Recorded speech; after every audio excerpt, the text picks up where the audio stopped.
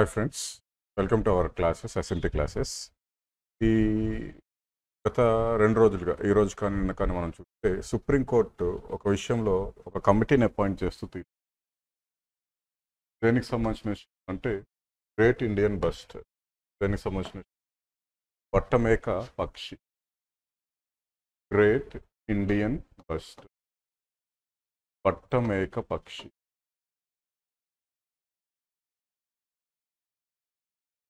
ఇవి 1969-70లలో ఈ భారతదేశంలో ఇంచుమించు ఒక 1600 వరకు ఉండేవంట. అవి క్రమక్రమంగా ఎంతవరకు తగ్గిపోయాయండి? 150. ప్రధాన కారణాలని, main causes, main factors for వీటి యొక్క పాపులేషన్ డిక్లైన్ అవటానికి కారణం చూసుకుంటాం. మధ్యకాలంలో ఈ హై వోల్టేజ్ పవర్ లైన్స్ ఉన్నాయి కదండి, విద్యుత్ ట్రాన్స్మిట్ చేసే లైన్స్. ఈ లైన్స్కి అవి తాకి చనిపోతున్నాయి చెబుతుంది. దీంతోపాటు హ్యాబిటాట్ లాస్, ఆవాసాలు కుదించిపోవటం. ఇవి గడ్డి భూములు ఎక్కువగా పెరుగుతున్నాయి. ఈ గడ్డి భూముల సంఖ్య తగ్గిపోవడం, గ్రాస్లాండ్. అండ్ యాజ్ యూజువల్గా హంటింగ్ అండ్ పోచింగ్, వేట, ఇలాంటివి కూడా అక్రమంగా వేట. వట్టమేక పక్షి ఆవరణ వ్యవస్థల యొక్క సుస్థిరతకు చాలా అవసరం. ఇది మనలాగానే సర్వభక్షకుర, అంటే ఈస్ ఆమ్నివోర్. 2 రకాలు తింటుంది ఎక్కువగా. ఈ రెప్టైల్స్, సరీసృపాలు, అదేవిధంగా మనకు ఈ ఇన్సెక్ట్స్, కీటకాలు ఇలాంటివన్నీ, అదేవిధంగా విత్తనాలు లాంటి వాటిని కూడా ఆహారంగా తీసుకుంటాయి. ఇవి ఉంటే ఏంటంటే కొంత వాటి సంఖ్య తగ్గి ఆవరణ వ్యవస్థ సుస్థిరత సమతౌల్యంగా ఉండే అవకాశం ఉంది. గ్రేట్ ఇండియన్ బస్టర్డ్ యాక్చువల్గా అప్పట్లో మనకు ఈయనెవరు, మన పక్షి పితామహుడు, ఫాదర్ ఆఫ్ మనకు ఆర్నిథాలజీ, డాక్టర్ సలీం అలీ గారు దీన్నే నేషనల్ బర్డ్గా అనౌన్స్ చేయమని అన్నారు. కానీ మనం పీఫౌల్ని ఎంచుకోవటం జరిగింది. అండ్ ఇవి జనరల్గా 2 రకాలుగా ఉంటాయి. ఐ మీన్ జెండర్స్, మేల్ ఉంది, ఫిమేల్ ఉంది. ఫిమేల్ మీద మేల్ కాస్త ఎత్తుగా, కాస్త బరువుగా ఉంటుంది. అండ్ మేల్ కొంచెం డార్క్ కాంప్లెక్షన్స్తో ఉంటుంది.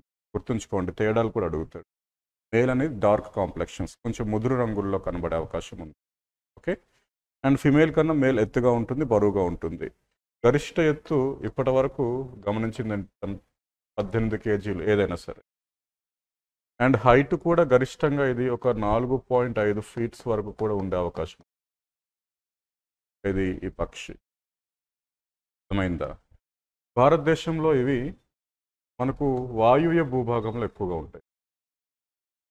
ఈ ప్రాంతం అంటే ఇండియా అండ్ పాకిస్తాన్ రెండే ఉన్నాయి ప్రపంచంలో వీటిని సహజ ఆవాసాల్లో కలిగిన ప్రాంతాలు. న్యాచురల్ హ్యాబిటాట్స్లో ఈ 2 దేశాల్లోనే ఉన్నాయి.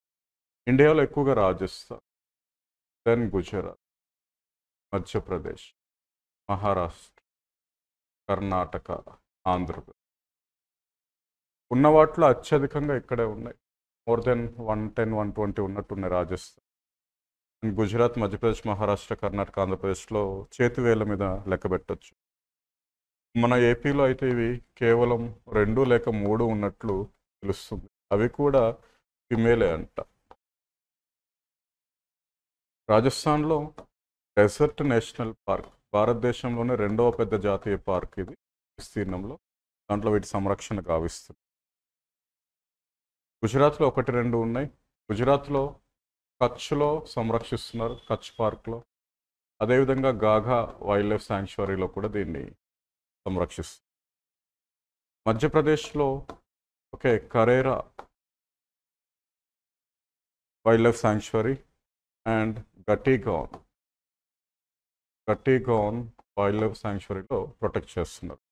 కెరారా గటీగాన్ వైల్డ్ లైఫ్ శాంక్చురీలో ప్రొటెక్ట్ చేస్తున్నారు. మహారాష్ట్రలో వైల్డ్ లైఫ్ శాంక్చురీ దీని పేరు మీదుగానే ఉంది, great Indian bustard. Karnataka specify wild life sanctuaries లేవు. ఇవి సాధారణంగా ఈ టైగర్ రిజర్వ్స్ ఉన్న వాటిలో మాత్రం ప్రొటెక్ట్ చేయడం జరుగుతుందని, సంఖ్య కూడా పడిపోయింది అని. ఏపీలో మనందరికీ తెలిసిందే, నంద్యాల జిల్లా రోళ్లపాడులో ఏర్పాటు చేసి అటు ఇటుగా ఒక 6 స్క్వేర్ కిలోమీటర్ ఏరియాలో ఉంది.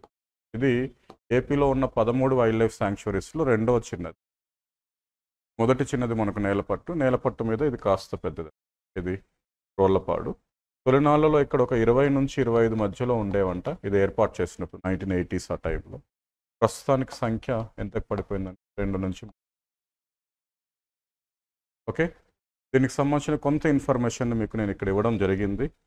ఇది చెప్పడానికి తీసుకోవడానికి మూలం ఏంటి అంటే మనుగడికే ముప్పు అనే ఆర్టికల్ మనకు వైపు ఈనాడులోనూ వచ్చింది, మరొక వైపు నిన్న మనకు హిందీలో కూడా వచ్చింది. ఓకే, ఈనాడులో చాలా బాగా రాశారు ఆర్టికల్. ఓకే, చూడండి 69లో మనకు 1600 వరకు ఉన్నాయి, 1200 కూడా కాదు. అలాంటిది ఎంతకు తగ్గిపోయిందండి? ఇప్పుడు 150 వరకు మాత్రమే ఉంది, 200 కూడా లేదన్నట్టు. అత్యధికం రాజస్థాన్, తర్వాత గుజరాత్లో ఉన్నాయి, పైనుంచి కిందకు లాస్ట్ కర్ణాటక. ఓకే, మన స్టేట్కి సంబంధించిన 88లో అంట 6.4 స్క్వేర్ కిలోమీటర్ ఏరియాలో రోళ్లపాడు నంద్యాలలో ఏర్పాటు చేశారు. అప్పటికో 20-25 వరకు ఉండేవి. ఆ తర్వాత దీన్ని ఎక్స్టెండ్ కూడా చేశారంట, ఇంకో 4 ఎకరాస్ తీసుకోవడం కూడా జరిగిందంట. ఓకే, 25 ఉండేవంట పట్టమేక పక్షులు. అండ్ ప్రస్తుతం మనకు చూస్తే ఒక 2 లేదా 3 ఉన్నట్లు చెప్తున్నారు. ఓకే, 2 లేదా 3 మాత్రమే ఉన్నాయి. అవి కూడా మనకు ఫిమేల్వే ఉన్నాయి. రాజస్థాన్ నుంచి తెచ్చుకోవడానికి 2019 నుంచి ప్రయత్నాలు స్టార్ట్ అయ్యాయి. రాజస్థాన్లో మనకు డెజర్ట్ నేషనల్ పార్కే కాకుండా చిక్స్, ఈ పిల్లలు ఉన్నాయి కదండి, పిల్లల్ని బ్రీడ్ చేస్తున్న సెంటర్ ఒకటి ఉంది. సౌదీ అరేబియా సహాయంతో దాన్ని మనం ఏర్పాటు చేసాం, చూపెడతాను ఆ విషయం. అక్కడి నుంచి వీటిని తెచ్చుకోవడానికి ప్రయత్నిస్తాం. ఎక్కువగా మనకు విద్యుత్ లైన్స్ వల్ల ఇవి చనిపోతున్నాయని చెప్పి సుప్రీంకోర్టు 2021 ఇచ్చిన తీర్పును సమర్థిస్తూ ఏం చేసింది అంటే ఒక కమిటీని అపాయింట్ చేసి, కమిటీలో ఉన్న సభ్యులు ఎవరు ఏంటనేది ఇక్కడ ఇవ్వలేదు, అది ఇక్కడ ఇచ్చాడు. చూడండి, హిందూలో ఇచ్చాడు.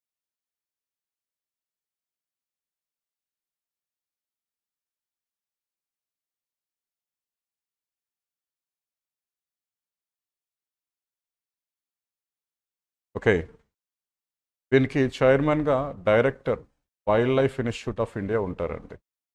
కొంతమంది కన్జర్వేషన్ ఎక్స్పర్ట్స్ ఉంటున్నారు, హరిశంకర్, నిరంజన్ కుమార్, మజుందార్, దేవష్ గడ్వి.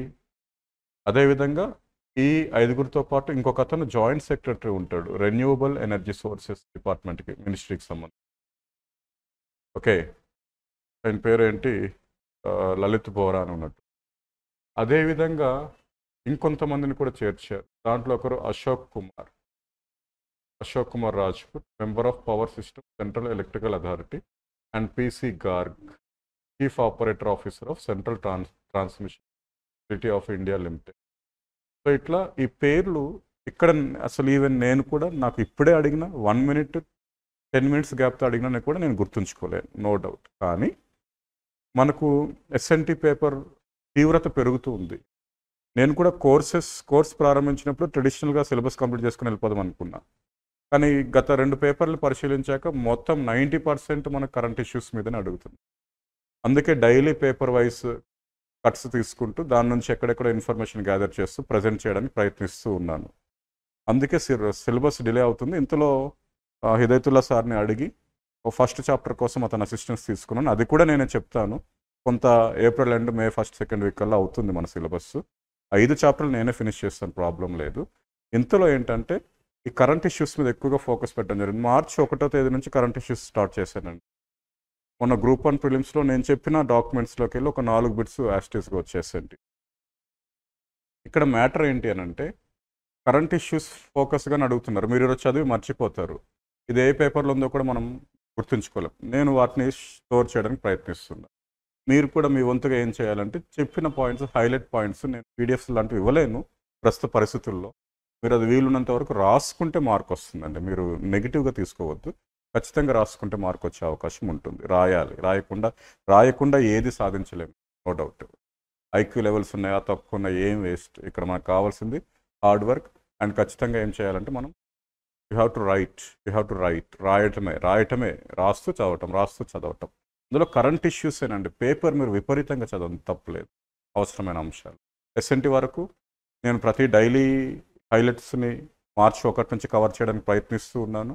అండ్ ఇంకో ప్రోగ్రామ్ కూడా స్టార్ట్ చేద్దాం అనుకున్నాను. చాప్టర్ వైజ్ మనకు నేషనల్ ఉన్నాయి కదండి, ఏమి మ్యాగజైన్స్, విజన్ కానీ ఇన్సైట్స్ కానీ వాటిలోకి వెళ్ళి తీసుకొని చాప్టర్ వైజ్ ఎవ్రీ మంత్ వాళ్ళు ఎవ్రీ మంత్ ఇస్తారు కాబట్టి చాప్టర్ వైజ్ ఎవ్రీ మంత్ కూడా మెల్లమెల్లగా పెట్టడానికి లాస్ట్ 6 months ఎగ్జామ్ జరిగే last 6 months FIRs, current affairs chapter వైజ్గా కూడా నేను సిలబస్లో పెడతాను. ఈ వీటి మీద నేను ఎక్కువ ఫోకస్ పెడుతున్నాను. ట్రెడిషనల్ కన్వెన్షనల్ సబ్జెక్టు మీకు ఎక్కడికైనా దొరుకుతుంది. సరే, మనకి 3rd చాప్టర్ ఫినిష్ అయిపోయింది, 5th చాప్టర్ ఎండింగ్ స్టేజ్లో ఉంది, 4th చాప్టర్ ఒక 15 daysలో అయిపోతుంది. మిగతా నెమ్మదిగా May 1st week or May 2nd week కల్లా పూర్తి చేస్తాను. సిలబస్ అవుతుంది, కొంచెం స్లోగా అవుతుంది. వీటిని కొంచెం ఫాస్ట్ అప్ చేద్దామని డిసైడ్ అయ్యానండి. కరెంట్ ఇష్యూస్ డైలీవి, అదేవిధంగా మంత్లీవి. అర్థమైందా? సరే, మనం ఇక్కడికి వద్దాం. ఇవి రాసుకోవాలి మీరు. వీలుంటే ఈ పేపర్లెట్ మీరే సేకరించి ఈ పేర్లు రాసుకోవాలి. దీనికి మరి గూగుల్లో సంబంధించిన ఇన్ఫర్మేషన్ కోసం ప్రయత్నిస్తాను. PMF-IS వాళ్ళనుకుంటా నేను అప్లోడ్ చేయడం జరిగింది. ఇది క్లారిటీగా ఉంది చూడండి. మేల్ ఎత్తు ఉంటుందని, ఫిమేల్ ఎత్తు తక్కువగా ఉంటుంది. మేల్ కొంచెం డార్క్ కాంప్లెక్షన్స్లో ఉండే అవకాశం ఉంది. ఆ విషయాన్ని గమనించాలి. రైట్. అండ్ చూడండి, 25 నుంచి 30 రోజుల మధ్యలో ఒక ఎగ్ పెడుతుందని కూడా ఇచ్చారు. థ్రెడ్స్ కూడా ఇచ్చారు. Habitat loss, okay, over grazing అంటే పశువులు అతిగా మేయటము, హంటింగ్ ఇలాంటివి. అండ్ ఇప్పుడు ఇది ఇష్యూ అవుతుంది. ఏది present issue supreme court committee appoint చేయడానికి గల కారణం ఏంటంటే హై వోల్టేజ్ లైన్స్, లో వోల్టేజ్ లైన్స్ కూడా వారిని రాజస్థాన్, గుజరాత్ స్టేట్లకు మాత్రమే ఇచ్చింది ఆర్డర్. అండర్ గ్రౌండ్లో వేయడానికి ప్రయత్నించండి వీలున్నంత వరకు అని చెప్పింది అనమాట. దానికి ఒక కమిటీని అపాయింట్ చేసి, ఓకే. హైట్ చూడండి, 1 meter వరకు కూడా పెరిగే అవకాశం ఉందంటున్నారు. వెయిట్ అయితే 15 to 18 kgs, 18 kgs మ్యాక్సిమం కూడా గుర్తించడం. 100 to 250 ఒకప్పుడు, ఇప్పుడు ఖచ్చితంగా చెప్పొచ్చు మనం 150 కన్నా బిలో ఉన్నట్లు అంచనా వేస్తున్నారు. వైల్డ్ లైఫ్ ప్రొటెక్షన్ యాక్ట్లో షెడ్యూల్ 1లో ఉంది. ఓకే, సైట్స్లో ఎనెక్షర్ 1లో కూడా ఉంది ఇది. అండ్ క్రిటికల్లీ ఎండేంజర్ స్టేటస్ ఉంది చూడండి. ఇది ముఖ్యమైన అంశం. ఇది క్రిటికల్ IUCN యొక్క క్రిటికల్లీ ఎండేంజర్ స్టేటస్ ఉంది. ఇది వివరణ నేను ఇచ్చాను చాప్టర్ 3కి సంబంధించి. అక్కడ ఉన్న IUCN కేటగిరీస్, వాటి యొక్క వివరాలు ఏంటని చెప్పాను. క్రిటికల్లీ ఎండేంజర్డ్ అంటే ఒక 4-5 క్రైటీరియా ఉంటాయి. ప్రస్తుతం బ్రతికున్న వాటిలో మెచ్యూర్డ్, పరిపక్వత కలిగినవి 50% ఉండటం. గత 10 సంవత్సరాల కాలంలో 90% జీవులు అంతరించిపోవటం. ఓకే, వీటి యొక్క ఆవాసం కుచించుకుపోతూ 10 చదరపు కిలోమీటర్ల ప్రాంతంలోనే ఉండటం. రాబోయే 10 సంవత్సరాల్లో ఇంకో 50% అంతరించిపోయే ప్రమాదం ఉందని శాస్త్రవేత్తలు చెప్పటం. ఇలాంటి డిఫరెంట్ క్రైటీరియాతోటి క్రిటికల్లీ ఎండేంజర్డ్ అంటాం. ఇది క్రిటికల్ ఎండేంజర్డ్ స్టేటస్లో ఉండటం మనకి ఇప్పుడు ప్రమాదకరంగా మారిందండి. అంతరించే అవకాశం ఉంది. ఇప్పుడే చెప్పాను, రాజస్థాన్, గుజరాత్, మధ్యప్రదేశ్, మహారాష్ట్ర, కర్ణాటక, ఆంధ్రప్రదేశ్లో ఉంది. ఆ పార్క్స్ కూడా చెప్పాను. రాజస్థాన్లో మనకు డెజర్ట్ నేషనల్ పార్క్, గుజరాత్లో కచ్, గుజరాత్లో మనకు ఏంటి కరేరా అండ్ గాఘా, మధ్యప్రదేశ్లో మనకు ఏంటి గుజరాత్లో గాఘా, మధ్యప్రదేశ్లో కరేరా అండ్ గటీగౌన్, మహారాష్ట్రలో great Indian bustard national park and ఆంధ్రప్రదేశ్లో రోళ్లపాడు, నంద్యాల జిల్లాలో ఉన్నాయి. ఈ శాంక్చురీస్ కూడా మీరు వీలుంటే రాసుకోవడానికి ప్రయత్నించాలండి. రాజస్థాన్ ఏమని చెప్పాను, డెజర్ట్ నేషనల్ పార్క్.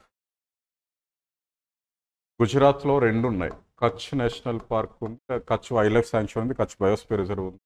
ఇంకొకటి ఏంటి, కరేరా అండ్ గాఘా,